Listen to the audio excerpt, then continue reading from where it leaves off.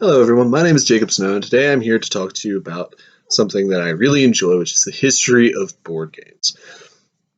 Board games have existed for a very long time. Some of the oldest ones that we have access to are found in places like Sumeria, South America, and more. One of the oldest board games known to man is the game Kala, or Mancala, found in ancient Sumeria.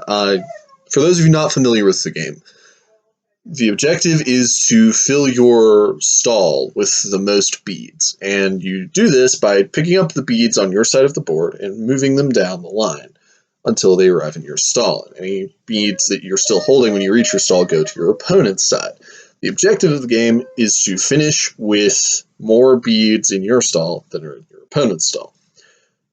It's a great game, very fun, very easy to learn, but if you want to play it to win, you need to discover the nuances, discover the deeper strategies at play. For instance, which hole do I start from? What do I do when I'm starting to lose? What strategies can I utilize to make sure that I get more and they get less? Things like this are all very much part of the process of playing the game Kala.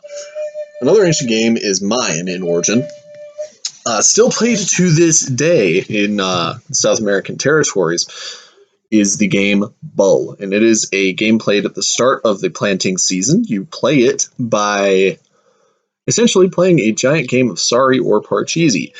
Four players can play it, and each player has five playing pieces. They start at one end of the board and works their way down to the other. Instead of using dice, however, the Mayans utilized blackened pieces of corn, blackened on one side, normal on the other side, as their dice. They would shake these corn kernels around in their hand, throw them on the ground, and they would move a number of spaces equal to the black sides up among the corn that they had thrown. The objective of Bull was to collect all of your opponent's playing pieces. Last player standing wins. Very fascinating game, very similar to the game Sorry, and also very similar to Parcheesi, which are two of my favorite games, and I was very interested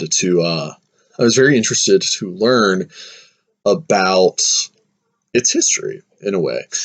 Now, these games were ancient, and as is known, ancient games had thousands to millions of different variations. And the reason for these variations is that while the core concept of the game could travel very well, the specific rules, not so much. And so what you would have happen is, let's say that, for example, a game is invented in Sparta, and a merchant from Athens goes to Sparta and plays this game in the local restaurant or inn, and then goes back to Athens. Now, the journey from Sparta to Athens has kind of made the details foggy in his head, but he remembers the basic elements of the game. And so, as he's teaching other people to play this game that he learned in Sparta, it mutates into an Athenian version of the game. And if someone in Corinth were to go to Athens and play the Athenian version and take that back to Corinth, it would mutate further. And then by the time it gets back to Sparta, it's a completely different game than the one that started there. But this all changed, as is pointed out in the article I chose from Project Muse, written by Aaron Bistline. The printing press changed all of that. The printing press, Bistline says, completely changed it. It was an agent of change in the world of board games. Instead of having the rules passed on orally, rules could be printed, boards could be printed, playing pieces could be printed. And the board games changed from this is our version of this game, this is their version of this game, this is the other version of this game. It changed to, this is the game, this is how you play it. Games that, for instance, there's a game that started in France, and it became very popular. Instead of a British person essentially taking game and mutating it because some of the details are forgotten. All they did was took the rule book for the French version of the game and translated it into English. So the printing press really revolutionized board games. It allowed them to be distributed wider. It allowed them to have more uniform pieces, more specific pieces. It really just turned the world of board gaming on its head, allowing for creations of all manner of things. Indeed, without printing technology, games like Monopoly would be virtually impossible to have because the rules would be so completely variant from place to place, and the pieces themselves would not be uniform. You'd have to create a new board or carve the board into a piece of wood, which is still a really cool idea, believe me. But it would still make it very difficult for the game like Monopoly to spread, whereas with printing technology, Monopoly is one of the most well-known games of our time.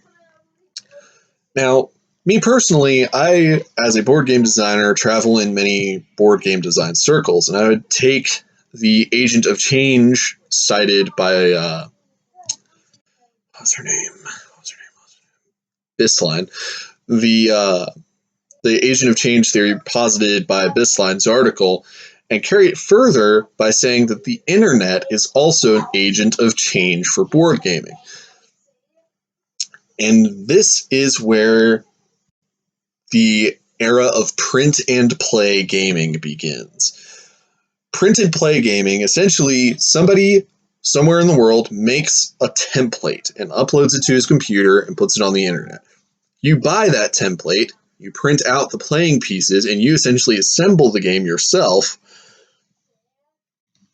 cutting out the middleman, cutting out the distributor, allowing for more freedom of expression and more creativity that wouldn't necessarily fly in the mainstream gaming market.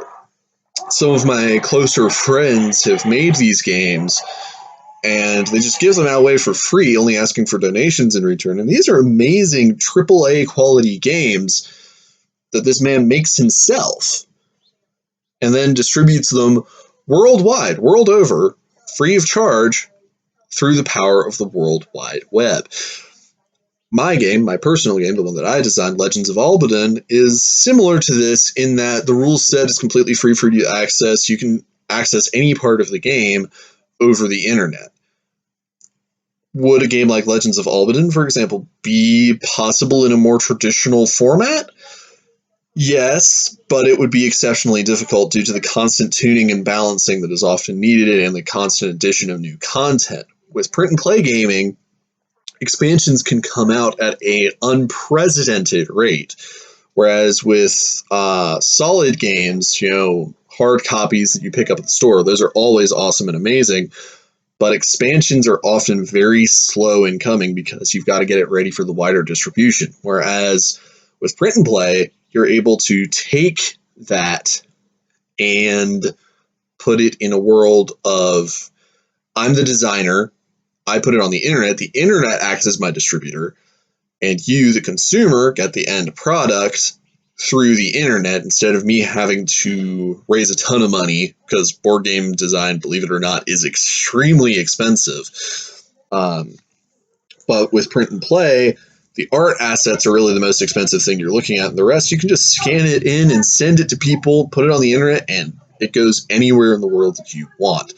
I would say that the internet, this is just from my personal experience as a game designer and as a follower of these communities, the internet is an agent of change as revolutionizing as the printing press was for board games in that period in time. I hope you enjoyed this video. I look forward to making more like it. This subject is just fascinating to me the more I learn about it. I hope you all have a wonderful, blessed week. Good luck on week 8. We all need it. And God bless.